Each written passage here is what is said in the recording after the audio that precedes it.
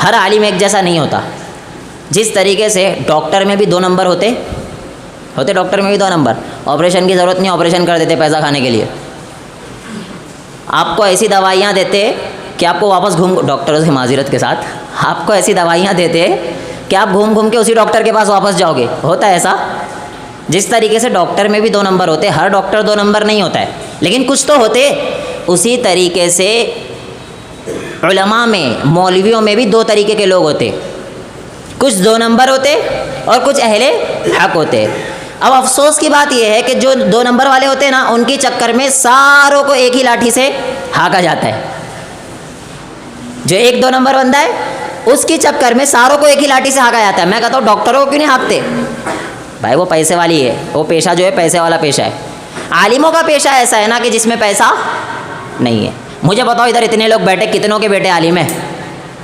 कोई बता सकता है? डॉक्टर का तो क्यों नहीं बताएंगे पता है? क्योंकि उसके अंदर इतनी कैपेसिटी नहीं थी कि पढ़ सके वो डॉक्टर ही, इसलिए नहीं बताएंगे डॉक्टर का। समझ रहे हो? लेकिन दुनियावी लाइन में तो डाले ना आप। आपने मौलवी नहीं बनाया, आपने आलिम नहीं बनाया। क्यों? क्योंकि पता है इस फील्ड में पैसा नहीं है। और जब आपने सबसे ढोर बच्चे को इस फील्ड में डाल दिया तो वो बच्चा बात वही करेगा जिससे आप लोग खुश हो जाओ कि आप जो है 2 नंबरों की चक्कर में हर आलिम को एक लाठी से मत हाँको। ऐसे आलिम है, बिल्कुल है, कि जो चाहते हैं कि मैं किसी भी तरीके से मस्जिद का जो मेन है ना उसको खुश करूं, बाकी कोई खुश हो ना हो, अल्लाह उसके रसूल थोड़ा साइड में हो जाओ। अब मेरे लिए पहला विज़न कौन है? लोग मुझसे खुश हो जाएं। और इस चक्कर में सारों को एक ही उससे हाँका जाता है। देखो किसी शायर ने बड़ा खूब कहा है खराबी दीन की इन 3 से, है खराबी दीन की इन 3 से, शाह जालिम, पीर जाहिल और मौलवी बेदीन से। समझे बात? है खराबी दीन की इन 3 से, शाह जालिम, पीर जाहिल और तीसरा मौलवी बेदीन से। भाई हर फील्ड में ये चीज़। शाह जालिम कौन? ये बादशाह, जो बादशाह बन के बैठ गया जालिम है, उसको कुछ नॉलेज नहीं है, वो क्या करेगा? उम्मत का बेड़ा गर्क करेगा। तो उसके बाद दूसरा कौन? पीर जाहिल। पीरों के बारे में तो क्या बोलूँ मैं, मेरा पूरा खुतबा ही ख़त्म हो जाएगा पीरों के बारे में चालू कर दिया तो। पीर तो इतना उल्लू बना रहे पब्लिक को कि पूछो ही मत आप। पीरों की दुकानें ही ये जाहिल आवाम की वजह से चल रही है। अगर आप जैसे लोग पढ़े लिखे थोड़ा समझने वाले बन जाओ ना, तो ये पीर ना सारे के सारे आके भीख मांगने लग जाएंगे। इनके पास कोई है ही नहीं पेशा, कोई तजुर्बा ही नहीं है, कुछ पढ़ा लिखा ही नहीं है। इन्होंने अपनी दुकानें खोली और इन्हें पता है कि अवाम जाहिल है, इन्हें कुछ भी पता नहीं है, इन्हें जो बोलूँगा वो होगा। कैंसर का इलाज बड़े बड़े डॉक्टर नहीं कर सकते, पीरों के पास जाते लोग कैंसर का इलाज करा लें, जो कोई नहीं कर सक रहा, और पीर हो गया इलाज। भाई ये चल रहा है, ये मैं कहानी नहीं सुना रहा हूँ आपको। ऐसे ऐसे कर रहे, फूक मारो, सारे कैंसर वाले क्या हो गए? शिफायाब हो गए। ये पीर जाहिल, इन्होंने क्या किया? हमारी कौम का नाम बदनाम किया। फिर तीसरे नंबर पे कौन आया? मौलवी बेदीन। ऐसा मौलवी जो सिर्फ पब्लिक के लिए तकरीर करता है, जो सिर्फ ये सोचता है कि मुझसे कौन खुश हो, लोग खुश हो। एक आलिम का हमेशा ये विज़न होना चाहिए कि मुझसे खुश कौन होगा? अल्लाह और उसका रसूल। ये विज़न रहेगा ना तो इंशाअल्लाह ताला अल्लाह रब्बुल आलमीन ऐसी ऐसी जगहों से इज़्ज़त देगा कि आप सोच भी नहीं सकते हो। हदीस बताओ, सही बुखारी की रिवायत है, साद बिन अबी वक्कास रदी अल्लाह अन्हु, वो कूफा के ना इमाम थे, गवर्नर भी थे। अब वो नमाज़ पढ़ाया करते थे, तो उनके ख़िलाफ़ लोगों ने ना चिट्ठियाँ लिखी कि इमाम सही नहीं है। ये हदीस है, कहानी नहीं सुना रहा हूँ, सही बुखारी की रिवायत है, हदीस नंबर 755 किताबुल अज़ान। वो कहते हैं कि साद बिन अबी वक्कास रदी अल्लाह अन्हु के ख़िलाफ़ लोगों ने शिकायत लिखी कि सही इमाम नहीं है। अच्छा ये है कौन शख्स पता है? जो अल्लाह के रसूल के पीछे नमाज़ पढ़ी है। समझ रहे हो बात? लोगों ने उन्हें भी नहीं छोड़ा है जिन्होंने अल्लाह के रसूल सल्लल्लाहु अलैहि वसल्लम के पीछे नमाज़ पढ़ी है। अल्लाह के रसूल सल्लल्लाहु अलैहि वसल्लम के लखते जिगर सहाबी है, करीबी, उन सहाबी को भी लोगों ने नहीं छोड़ा। उनके ख़िलाफ़ लोगों ने क्या किया? मुहिम चला दी कि ये साद बिन अबी वक्कास सही इमाम नहीं है। अब हज़रत उमर रज़ी अल्लाह अन्हु उस टाइम पे क्या थे? खलीफा थे। उन पे बात पहुँची। अब हज़रत उमर रज़ी अल्लाह अन्हु के पास जब बात पहुँची तो हज़रत उमर रज़ी अल्लाह अन्हु ने उन्हें इमामत से हटा दिया। साद बिन अबी वक्कास रज़ी अल्लाह अन्हु ने एक जुमला कहा था। अच्छा, साद बिन अबी वक्कास को हटाकर हज़रत उमर ने हज़रत अम्मार रज़ी अल्लाह अन्हु को रख दिया। और हज़रत उमर रज़ी अल्लाह अन्हु बहुत सख्त आदमी थे, वो है ना ऐसे ही नहीं छोड़ते किसी को भी। अब वो तहकीक में लग गए कि ये जो लोगों ने अफवाह फैलाई है इमाम के ताल्लुक़ से सही भी है या नहीं है।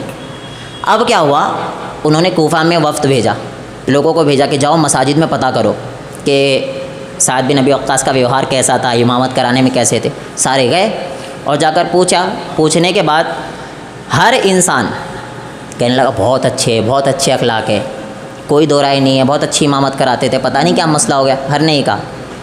एक शख्स था जिसका नाम क्या था पता है, उसामा बिन कतादा। वो क्या एतराज़ करता है कि मुझे एतराज़ है। लेकिन क्या एतराज़, ये आदिल नहीं है, ये जब भी फ़ैसला करते ना तो फिर वो सही फ़ैसला नहीं करते, सारे झूठे इल्ज़ामात थे। मैं बताना चाह रहा हूँ वक्ती तौर पर ना प्रोपेगेंडा ना लोगों के दरमियान सही भी हो जाता है। वो कौन थे, साहबी रसूल थे, साद बिन अबी वक्कास। अल्लाह के रसूल सल्लल्लाहु अलैहि वसल्लम के पीछे उन्होंने नमाज़ पढ़ी है, उनके खिलाफ लोगों ने मुहिम चलाई और उनका प्रोपेगेंडा सही भी हो गया। हज़रत उमर रज़ी अल्लाह अन्हु ने वक्ती तौर पर उन्हें हटाया, लेकिन उसके बाद छानबीन भी की कि ये जो कहे हैं लोगों ने सही बात है या नहीं। तो उनके खिलाफ उसामा बिन कतादा ने ये बात कही। तो साद बिन अबी वक्कास ने एक जुमला कहा था कि अल्लाह, मैं सिर्फ 3 बात कहूँगा। पहला ये कि अगर ये झूठा है ना तो इसकी उम्र तू बढ़ा दे, इसकी उम्र बढ़ा दे, और इसको सारी चीज़ें दुनिया ही में दिखना चाहिए। और वही हुआ। रिवायत के अंदर मिलता है कि आखिरी वक्त तक के उसे मौत ही नहीं आ रही थी उसामा बिन कतादा को। इमाम की बद्दुआ लिया था उसने। क्या कहा, आखिरी वक्त तक के मौत नहीं आ रही। ये जो है ना, ये ऊपर के क्या कहते हैं आप, आईब्रोस, हिंदी नहीं आ रही मुझे वो क्या बोलते, जो भी कहते हैं आईब्रोस ना ऐसे लटकने लग गए यहाँ तक की उम्र पहुँच गई। और वो बुढ़ापे में भी लड़कियों को छेड़ा करता था। ये अल्लाह की तरफ से हुआ। जब उन्होंने बद्दुआ दी, एक इमाम की बद्दुआ उन्होंने ली, तो आखिरी वक्त तक के उन्होंने ये जुमला कहा कि मुझे साद की बद्दुआ लग गई, मुझे मौत भी नहीं आ रही, मेरी जो आईब्रोज़ है वो पूरी लटक गई है। और आखिरी वक्त में वो लड़कियों को छेड़ा करता था। देखो बसा औकात ऐसा होता है, लोग इमाम के ख़िलाफ़ हो जाते। मैं सारे इमामों के लिए ओवरऑल बात कर रहा हूँ। इमामों के ख़िलाफ़ हो जाते और एक मुहिम चलाने लगते। उन्हें पता नहीं होता है कि अगर ये इमाम ने बद्दुआ दे दी, अल्लाह रब्बुल आलमीन के अर्श से जा टकराई, तो आपकी दुनिया भी बर्बाद होगी, आखिरत के साथ साथ दुनिया भी बर्बाद होगी। और इतना ज़्यादा मुहिम चलाई जाती है ना, आप सोच ही नहीं सकते हो। ये बातें इसीलिए कह रहा हूँ, आप आलिम नहीं बनाते हो ना, उसका रीज़न यही होता है, आप जानते हैं कि हर बंदा टोकेगा। क्यों नहीं, मुझे बताओ आप सब। अल्हम्दुलिल्लाह मेरे साथ ऐसा बिल्कुल नहीं है, यहाँ के लोग बहुत अच्छे। मैं एक ओवरऑल बात कर रहा हूँ आपसे कि लोग उलमा को, यानी अपने बच्चे को उलमा की फील्ड में क्यों नहीं डालते। पता है कि एक झाड़ू मारने वाला भी है, उसके घर पे नहीं चलेगी ना, वो आके यहाँ चलाएगा इमाम के सामने। होता नहीं होता, कोई दो राय है इसमें, मैं गलत हूँ तो बता सकते हो आप। और एक वक्त ऐसा आएगा, याद रखो, कि ये मिंबरें खाली रहेंगे, इस पर सिर्फ जाहिल चढ़े हुए रहेंगे।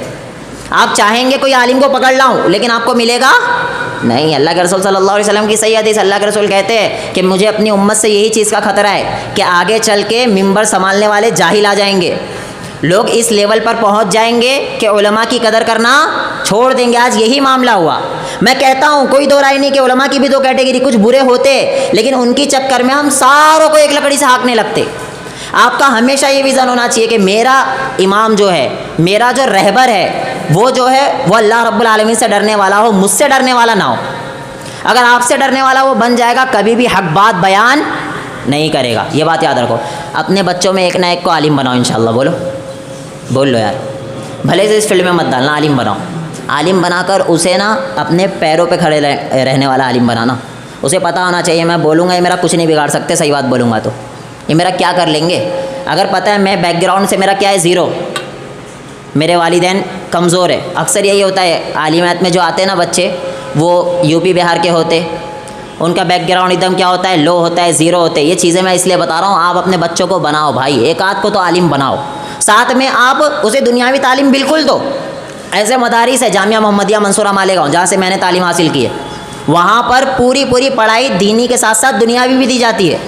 वहाँ पे 10th आपका होगा, मौलवियत पूरी होगी, साथ ही साथ आपका SSC बोर्ड भी हो जाएगा। उसके बाद आपको 2 फील्ड दी जाएगी।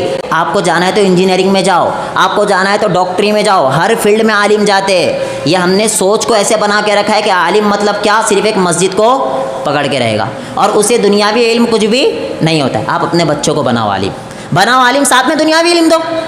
आलिम बनाओ, साथ में दुनियावी इल्म दो, भले से इस फील्ड में ना रखो, लेकिन वो जुमा का खुतबा जब देगा ना, तो लोगों की आंखों में आंखें डाल के बोलेगा। उसे पता होगा मैं डरूंगा इनसे नहीं, मैं डरूंगा किससे, अल्लाह और उसके रसूल से।